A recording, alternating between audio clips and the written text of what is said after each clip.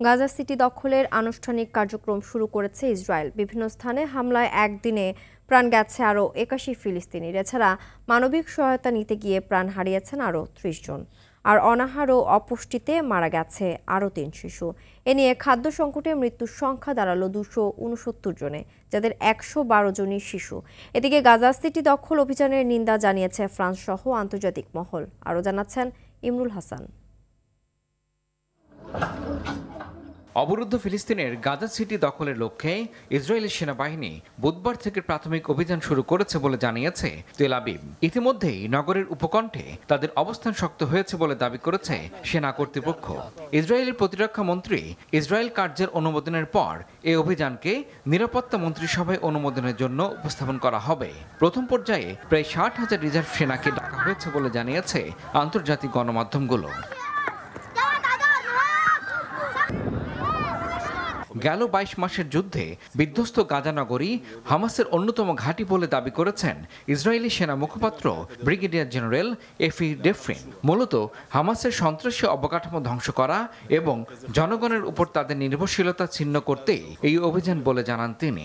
বর্তমানে জাইতুন ও জাবালিয়া এলাকায় ইসরায়েলের ব্রিগেড মোতায়েন রয়েছে বলে জানান তিনি। ইতিমধ্যেই একটি ভূগর্ভস্থ সুড়ঙ্গ ও অস্ত্র ভাণ্ডার উদ্ধারের দাবি করেছে আইডিএফ। ইসরায়েলি সেনারা বলছে তারা অবরুদ্ধ গাজার সবচেয়ে বড় নগর কেন্দ্র গাজা সিটি দখলের লক্ষ্যে অভিযানের প্রথম ধাপ শুরু করেছে। সেখানে এখনও প্রায় ১০ লাখ মানুষ ভয়াবহ পরিস্থিতিতে আটকে আছেন বলে জানিয়েছে জাতিসংঘ। এদিকে আন্তর্জাতিক মহল ইসরায়েলের এ পরিকল্পনার তীব্র সমালোচনা করেছে। এ পদক্ষেপ দুই জাতির জন্যই বিপর্যয় ডেকে আনবে এবং গোটা অঞ্চলকে স্থায়ী যুদ্ধের ফাঁদে ফেলতে পারে বলে সতর্ক করেছেন ফরাসি প্রেসিডেন্ট এমানুয়েল ম্যাক্রো। আরও বাস্তুচ্যুতি ও যুদ্ধবৃদ্ধি গাজার ২১ লাখ মানুষের জন্য বিপর্যয়কর পরিস্থিতি তৈরি করবে বলে আশঙ্কা প্রকাশ করেছে আন্তর্জাতিক রেড ক্রস কমিটি। তাৎক্ষণিক যুদ্ধবিরতি ও মানবিক সহায়তা পৌঁছানোর আহ্বান জানিয়েছে সংস্থাটি।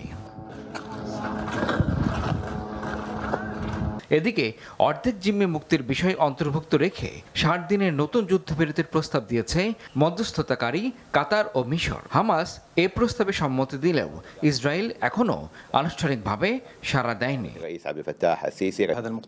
ইমরুল হাসান, RTV।